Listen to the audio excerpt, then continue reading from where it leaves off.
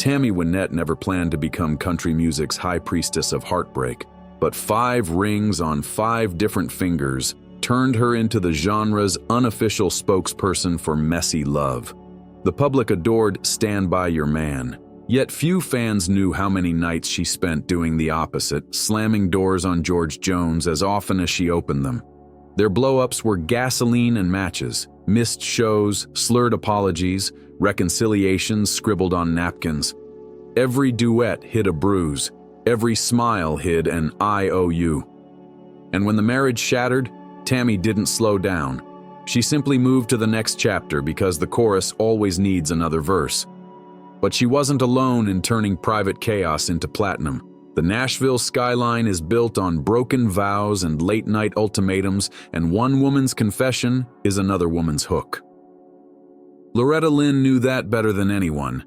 She married Dew at 15, a guy old enough to buy the liquor he couldn't stop guzzling. While other teenage girls were sneaking out to dances, Loretta was dodging flying plates and writing the soundtrack to her own survival. Fist City wasn't a metaphor. It was a warning label.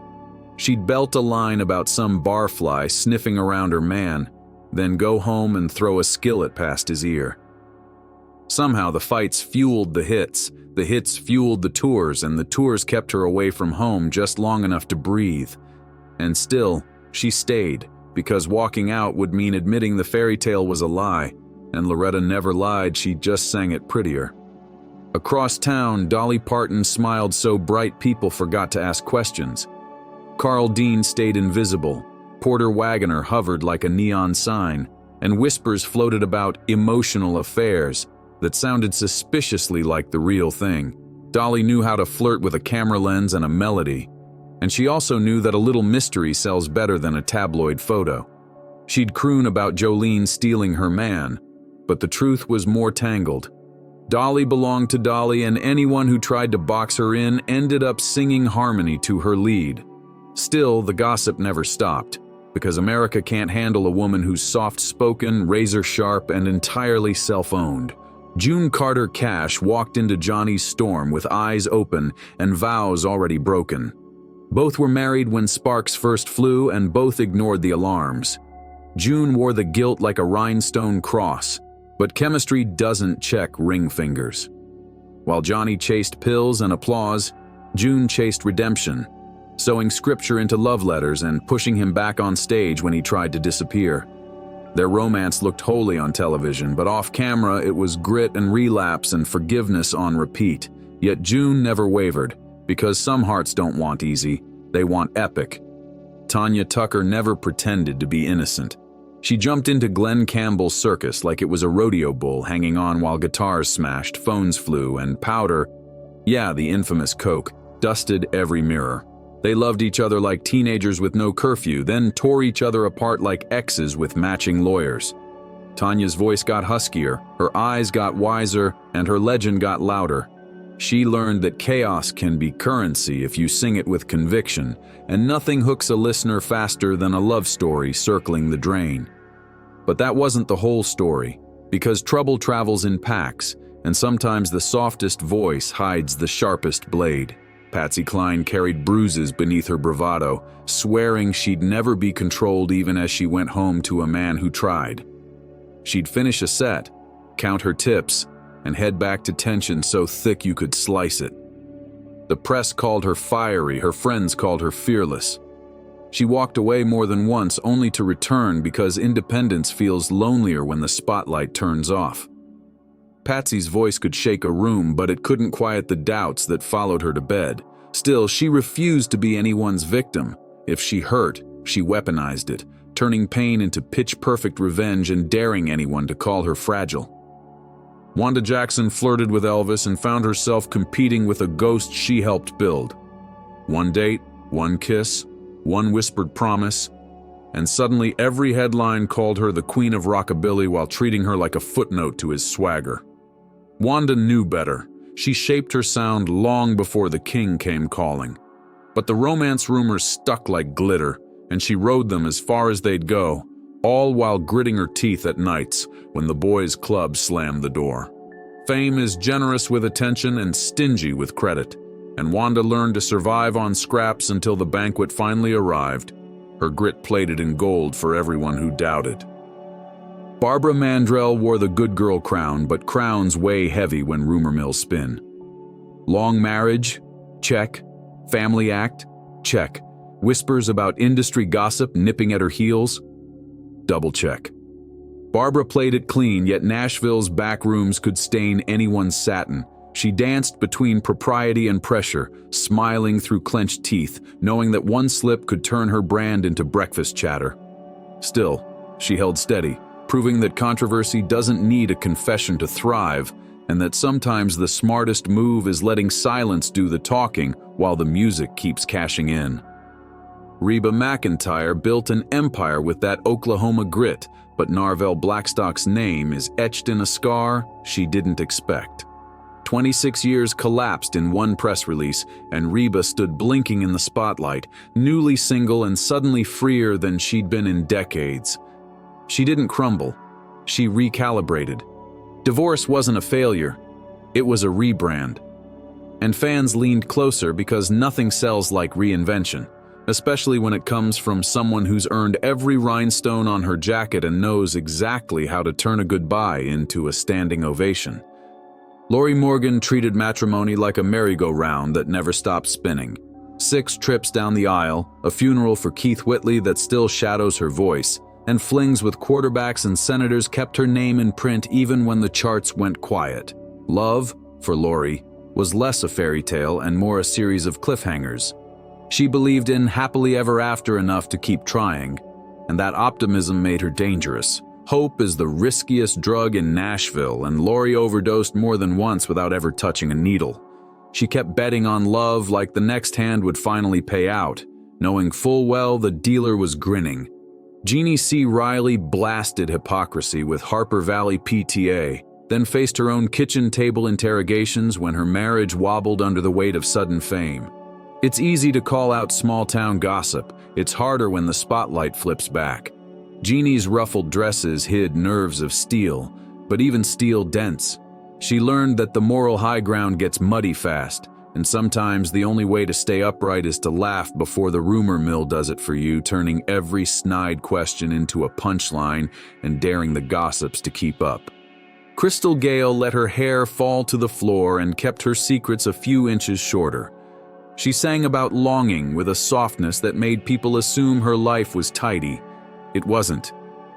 The private ache bled into lyrics, and the public only caught the shimmer, never the sting.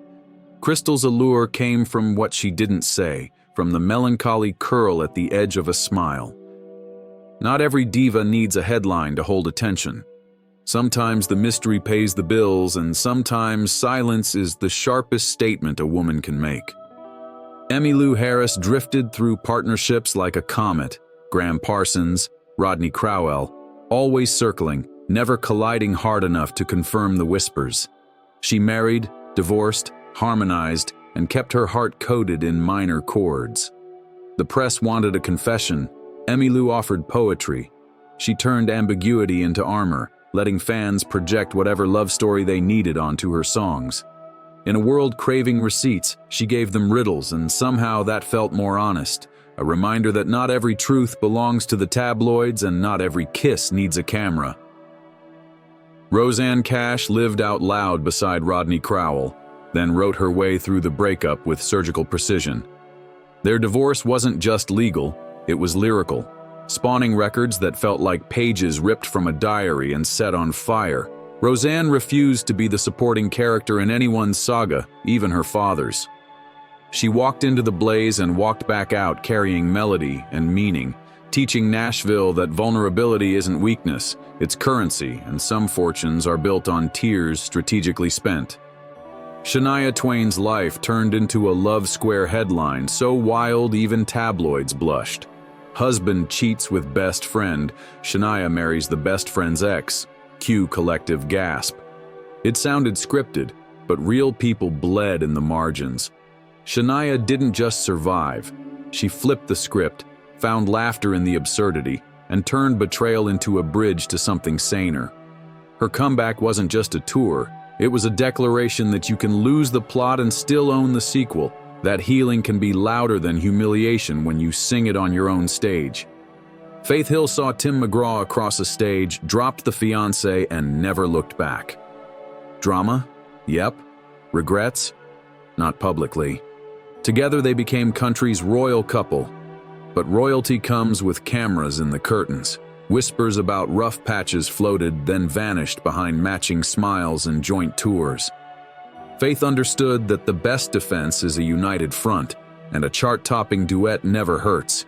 Yet even fairy tales have their midnight clocks, and fans watched for cracks like eagle-eyed jewelers, curious if glitter could hide a fracture line. LeAnn Womack slid from one marriage into the arms of a producer whose name raised eyebrows in backrooms where deals and dates often blurred. She sang, "I Hope You Dance," while stepping carefully through an industry minefield, protecting her kids, her brand, her sanity. In Nashville, marrying the man behind the console invites questions you can't answer without detonating bridges. LeAnn chose grace and let the music carry the narrative, trusting that time would dull the whispers louder than any press release could. Pam Tillis inherited a famous last name and a knack for picking the wrong guy at the right dramatic moment. Heartbreak became part of her toolkit, a reliable spark for another clever chorus. She'd crack a joke in interviews, but the laughter had an edge.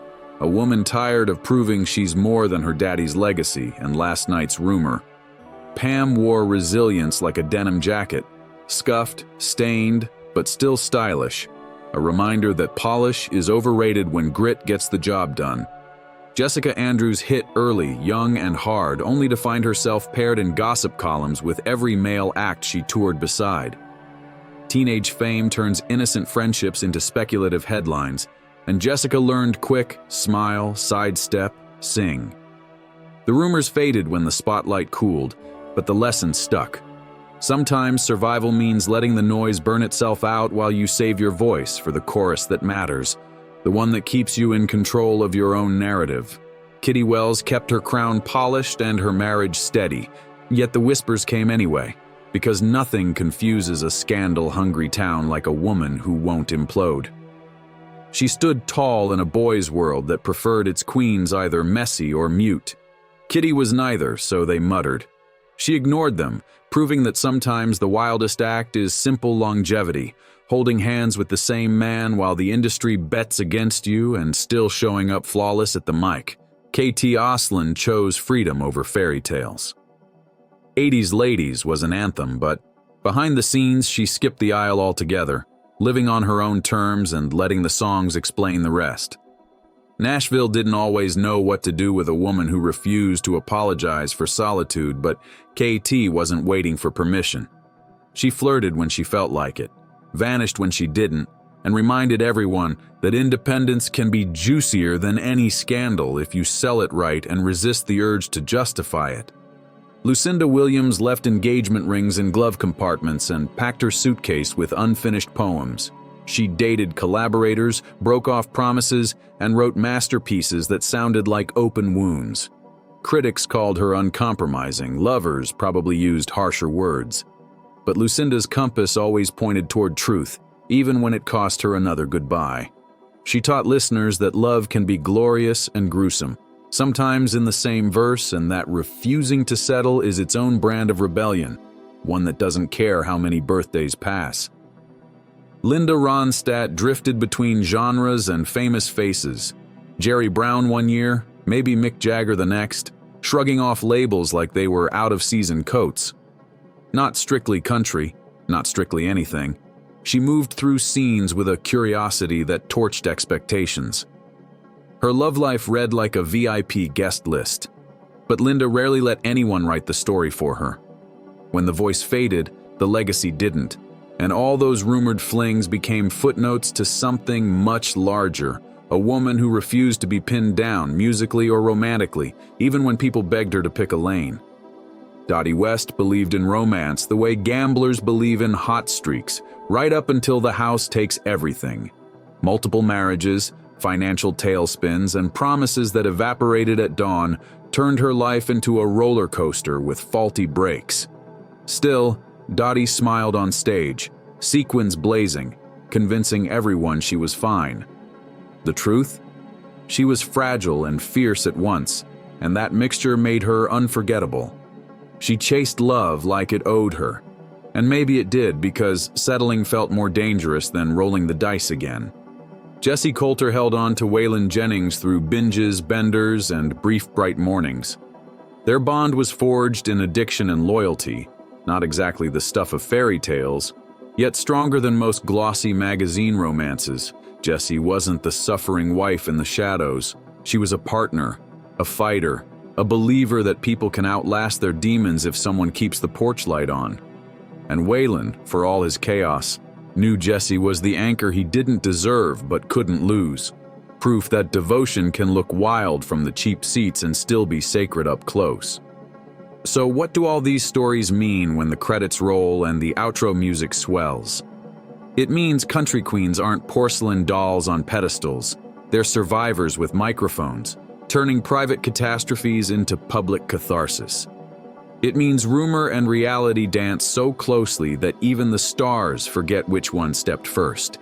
It means every gasp-worthy headline hides a woman doing triage on her heart at 3 a.m., then walking into a studio at 10 to sing like nothing's broken. And it means you, the viewer, keep watching because somewhere between the glitter and the grit, you recognize a piece of yourself.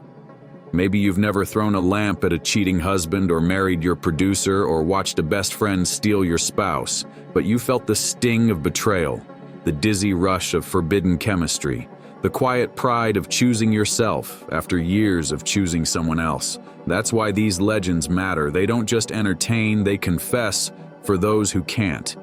And if you think the wildest tale has already been told, don't get too comfortable. Nashville never sleeps, and the next chorus is already being written in the dark.